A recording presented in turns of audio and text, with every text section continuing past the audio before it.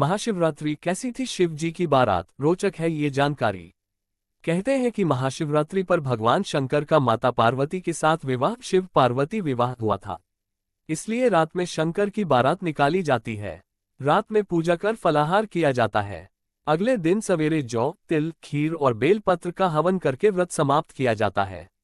आओ जानते हैं शिवजी की शिव बारात का वर्णन। बारात का रोचक वर्णन। श्रीरामचरित के बालकांड में शिवजी के विवाह का वर्णन मिलता है। शिवजी का विवाह वैदिक रीति से हुआ। पर्वतराज हिमाचल ने हाथ में कुश लेकर तथा कन्या का हाथ पकड़कर उन्हें भवानी शिव पत्नी जानकर शिवजी को समर्पण किया। जब महेश्वर शिवजी ने पार्वती का पानी ग्रहण किया तब इंद्रादि सब देवता हृदय में बड़े ही हर्षित हुए।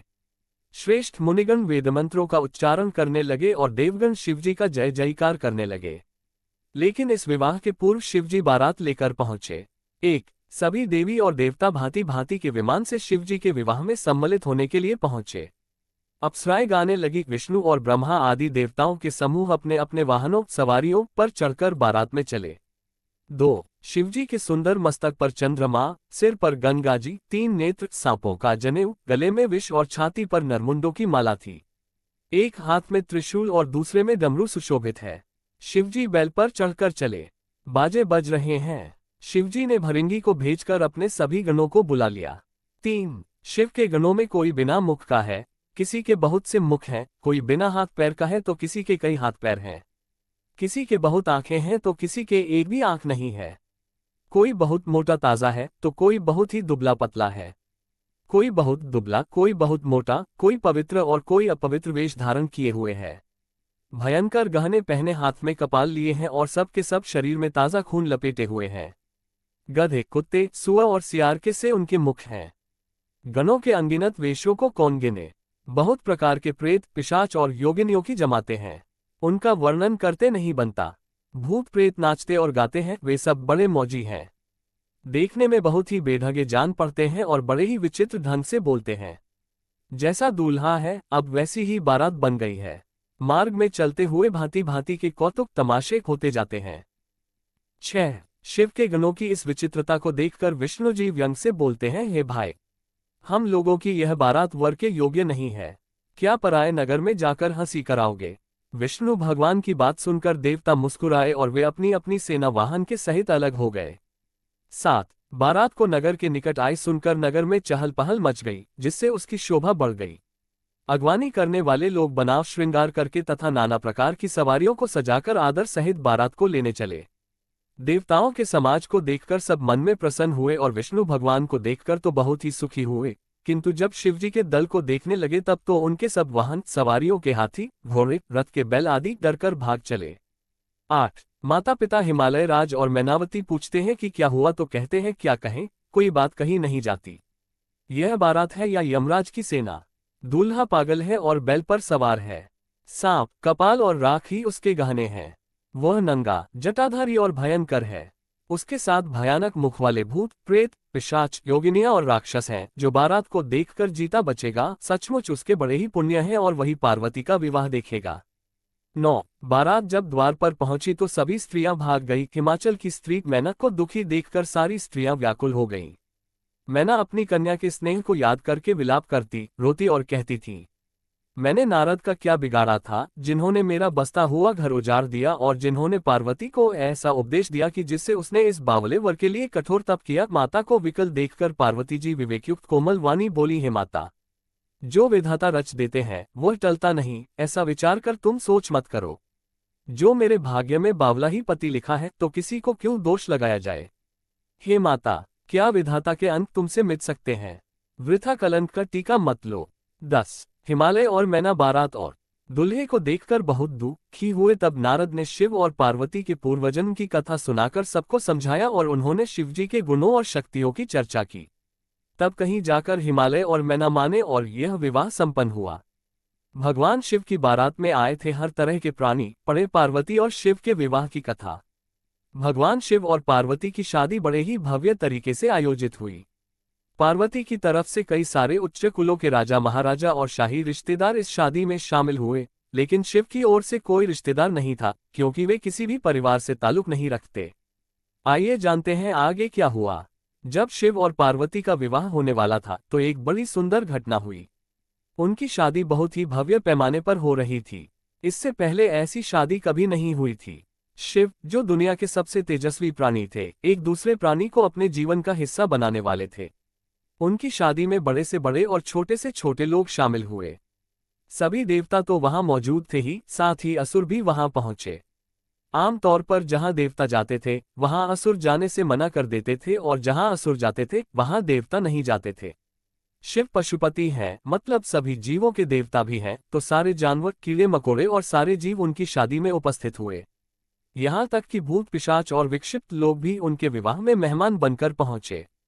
उनकी आपस में बिल्कुल नहीं बनती थी, मगर ये तो शिव का विवाह था, इसलिए उन्होंने अपने सारे झगड़े भुलाकर एक बार एक साथ आने का मन बनाया। शिव पशुपति हैं, मतलब सभी जीवों के देवता भी हैं, तो सारे जानवर, कीड़े मकोड़े और सारे जीव उनकी शादी में उपस्थित हुए।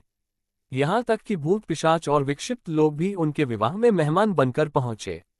यह एक शाही शादी थी, एक राजकुमारी की शादी हो रही थी, इसलिए विवाह समारोह से पहले एक अहम समारोह होना था।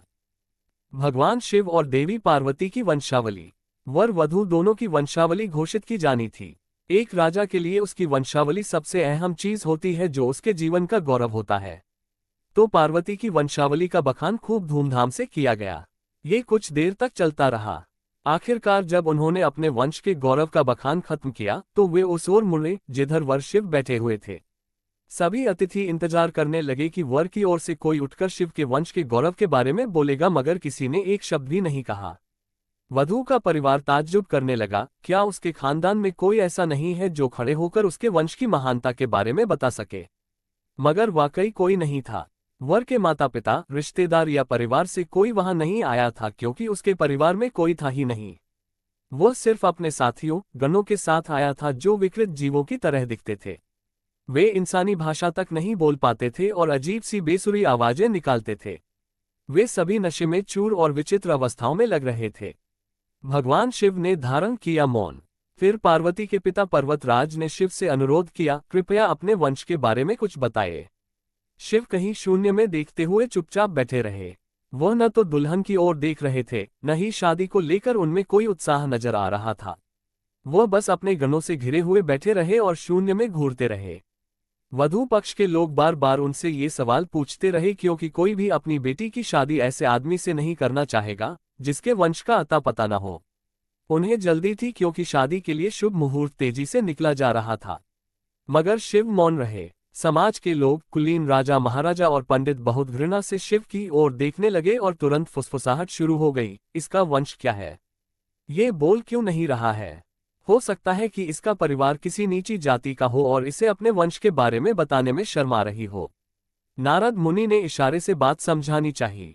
फिर नारद मुनि, जो उस सभा में मौजूद थे, ने ये सब तमाशा देखकर अपनी वीणा उठाए और उसकी एक ही तार खींचते रहे। वह लगातार एक ही धुन बजाते रहे, टून टून टून।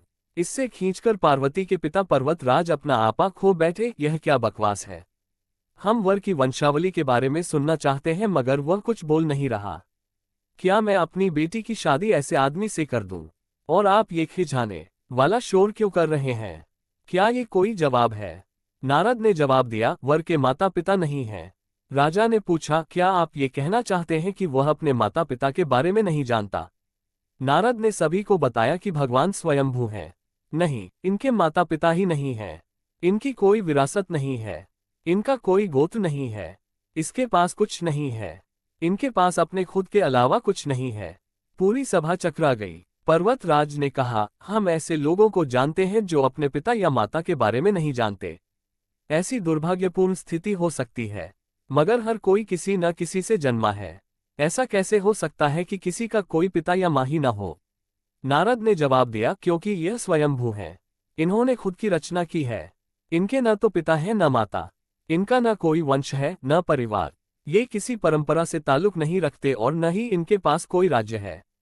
इनका न तो कोई गोत्र है और न कोई नक्षत्र, न कोई भाग्यशाली तारा इनकी रक्षा करता है। यह इन सब चीजों से परे हैं। यह एक योगी है और इन्होंने सारे अस्तित्व को अपना एक हिस्सा बना लिया है। इनके लिए सिर्फ एक वंश है, ध्वनि।